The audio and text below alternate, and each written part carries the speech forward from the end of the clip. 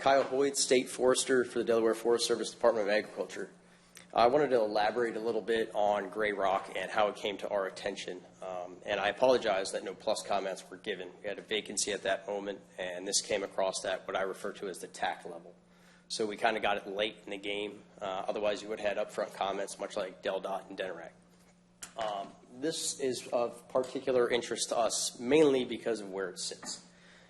We surround it on 3 sides. The road is naturally the 4th. What a lot of folks don't realize is this area down through here is our property as well. And I did like the comment, not all forests are created equal, because they are not. They require a lot of attention, a lot of detail, and a lot of work. As you see with this entire area here, and if we could kind of zoom out on this real quick, if you don't mind. Perfect. This is what we refer to as the Eskridge tract. It's 210 acres. We've put a lot of time into this. Ironically, the Department of Transportation's put a lot of time into this because this is not an old borrow pit. What this is actually a remediation site for 113 that the state of Delaware took ownership of after getting it from the Oakle family historically. And what we do with this property is we monitor and we improve habitat.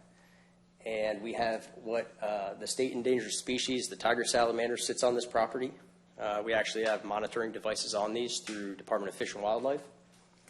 And what our overall goal was is because we did have interest in this property here was to invest that time into this parcel as well, which goes back to that all parcels are not the same, all forests are not the same.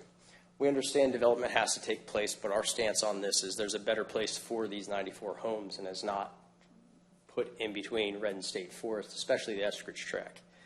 From my standpoint, I used to manage these forests, all 3 forests. We have a total of 23,000 acres. Redden makes up 16,000 acres of the forest. This ties into essentially over 2,000 acres of consecutive forest, which is one of the largest pieces of consecutive forest in Sussex County. The unique thing about Eskridge, it is a valuable recharge area for water quality. Anybody at DNREC from water quality will speak to you about that if they were here. Because they actually do the majority of their research on this parcel. So we have a joint agreement to where they can work and essentially do what they do so we can do what we do. Our business is growing trees, growing habitat, and growing recreational opportunities for those that use our properties. One really tough thing for us is when we do have subdivisions that come up, especially like this, and this is in my wheelhouse as well as a wildland firefighter, we look at fire threat, because we take that very serious. Delaware doesn't really have huge wildfires, but the potential is there, especially in the marshes. But what a lot of people don't realize is the pine lands throw a lot of fire around. You look at the Pine Barrens in New Jersey, what they've been experiencing. This could be one of those stories. And in order to proceed, if this were to go forward, it would change our management tactics. And essentially what this would result in, and I know the design with the cluster is meant to conserve forests on site, it's actually going to reduce the forest on our side because we are going to cut a 35-acre swath around this property. Reason for that is due to the fire threat, it's due to the public hunting that's on there with the safety zone involved, and it's also due to essentially our timber harvest. It's to create buffers on those timber harvesting pieces. One unique piece about this whole section through here is we do not actually harvest timber in there. We will if it gets diseased, sickened, we will go in there. But essentially it's a research area for us. And that's why I thought it was important to come talk to everyone here today and kind of voice the department's opinion on behalf of Secretary Skewes since he's out of town. Because it's important that we do, relay the information of what could happen or what will happen if a development of this size goes into this area. I brought along with me Chris Miller. He's Deputy State Forester. And if you guys would afford us the time, I'd like him to kind of come up and talk a little bit about more of the research since he has taken over my past duties and has been working with DNREC, if that's okay with you all. Okay. Thank you. Hi. My name is Chris Miller, Deputy State Forester. And I'd kind of just like to give you a little bit of background about the tract with the ponds on it. So you see this S-shaped here, the 2 little pill ponds here, and then the larger pond here. This was all put in as tiger salamander habitat, which is an S1 Tier 1 species in the state and is state endangered according to the Delaware Wildlife Action Plan that's presented from DNREC. There are several breeding pairs in these ponds. The telemetry on them we're still waiting for, and it's very likely that they are going over onto this property as well. There's plans to put another pond in this area to kind of have a wagon wheel effect from this larger pond out. We do this for the endangered species, and really tiger salamanders are one of those things that we like to kind of focus on. It's actually a very good umbrella species for water quality. They need good water recharge. In this particular site, when it's an S1 species, it means there's less than 5 occurrences of it in the state of Delaware. And that just happens to be one of those occurrences, and they're located on here. I talked with the biologist, the state herpetologist. The past 2 years, they've had failures in breeding due to low water levels in these ponds from lack of rains in the spring. It should also be noted that not this project, but if you zoom out, we own this parcel and then a parcel to the north.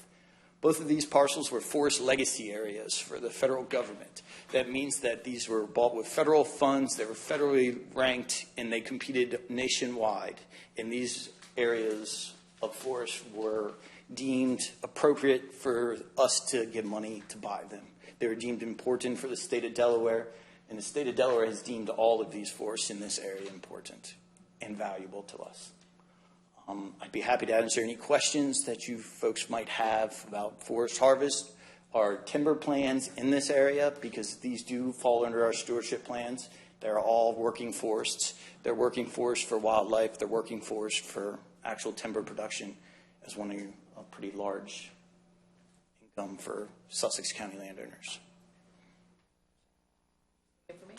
All right, thanks. Can I ask a question just for the record? So is it the state's position that this shouldn't be developed at all or shouldn't be developed with the 94 lots, or I can speak to that.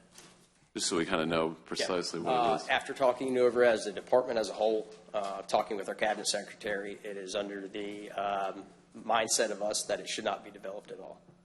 Was there ever any attempt to purchase it? I mean, because it just strikes me that it's sort of a donut hole there. Yeah, as I alluded to, it was of high interest to us. And the Open Space Council actually awarded funding for this property, I believe it was in 2020. We named it the Banning property to go forward with. And unfortunately, due to the appraisal value and the request from the family, the ownership, we could not essentially strike a deal on that. Okay. But yes, it is high importance for us. Another question, maybe. So let's say the development were to go forward. What would be things that could mitigate the impact of the development from your perspective? Coming from the urban forestry world and dealing with a lot of plus and a lot of TAC reviews, if it did go forward, I'd have to say our department probably at least want to see a shrinking of at least half of the homes, well over half of the homes, which I know is very concerning for the folks to my left here. And the reason for that is because we would like to see a much larger buffer on this property, and the reason for that is because we manage for invasive species, and what we find is when we actually have big subdivisions like this, yard waste is the #1 spreader of that for us. We see it all over our state forest, all 23,000 acres. They have some type of land ownership up against us. So in order to move forward, I think it would have to be a substantial reduction in home units. So there was discussion or mention of developing a pond to help further propagate the species, right? I'm just curious if is there opportunity for that development to happen in conjunction with anything that's happening with this subdivision? Is there any complementary work that could be done that would support the goals of them to make money with dividing this property and creating these houses that we desperately need, for people to be housed in, while at the same time helping preserve the habitat and enhancing the habitat for the species? I think that's a tough one because right now, essentially, GRIS is in negotiations with the department. Oh, go ahead. It's a highly specialized species. There would have to be quite a bit of work and quite a bit of coordination going in there. I mean, we work directly with the herpetologist, and that's where we get our marching orders from to actually implement those plans. We don't have anybody on staff to actually. Within the entire state, so.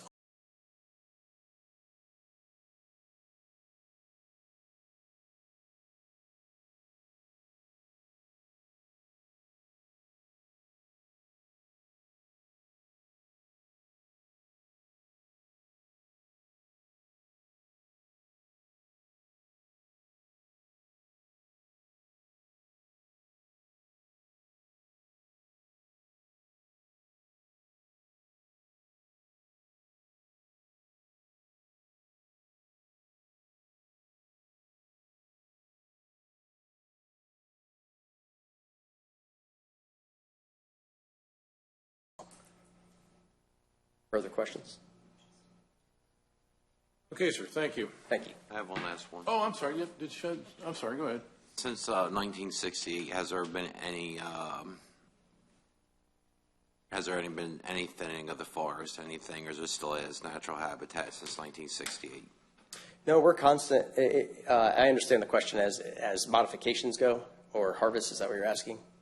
Yeah, I mean, has there been any forestry done on it since 1968, or was it reestablished in pines? Did it come up in natural growth?